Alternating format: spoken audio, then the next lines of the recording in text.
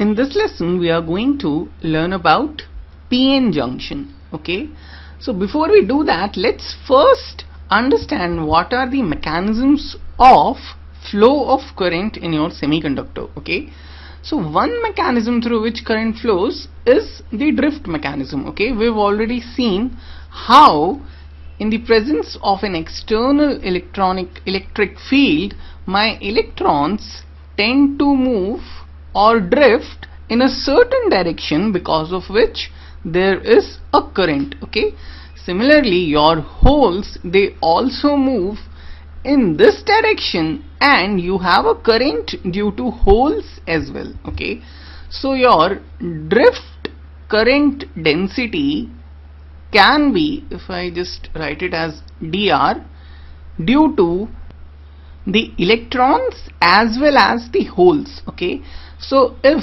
Je drift is the drift current density due to electrons, and if Jh dr is the drift current density due to holes, then sum of these would give you the net drift current density in your semiconductor. Okay, we've already seen what are the expressions or how to calculate these, right?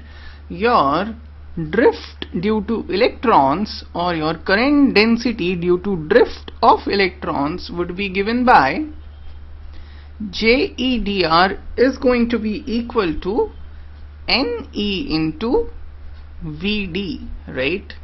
Your Vd is the drift velocity of electrons, which is also equal to mu E into capital E. Okay, so this is your concentration of electrons, this is your electronic charge, your mobility of electrons, and the applied external field. Okay, similarly your current density due to holes due to the drifting action is going to be P into E into mu H into E. Okay, this is your concentration of holes and this is your mobility of holes. Okay, now apart from the drift mechanism, there is another mechanism through which your current can flow, and that is your diffusion mechanism. Okay, so basically your net current is going to be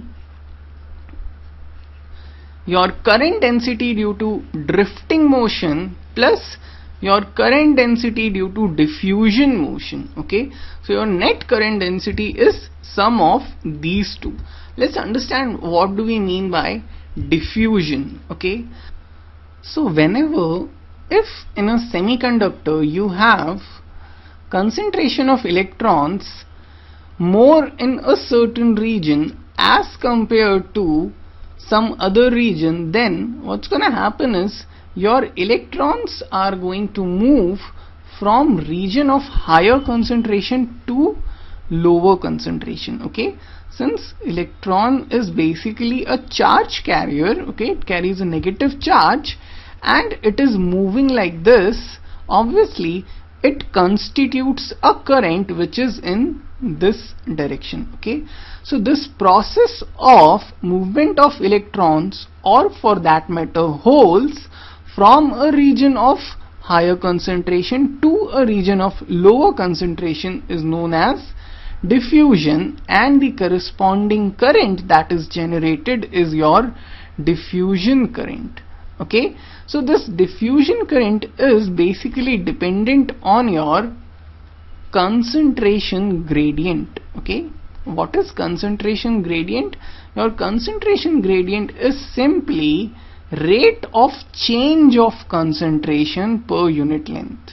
Okay, so I'm just going to write in over here, rate of change of concentration per unit length. Okay, so if you have per unit length, so if you're talking about electrons, their concentration is given by N, and rate of change of concentration per unit length would be dN by dx.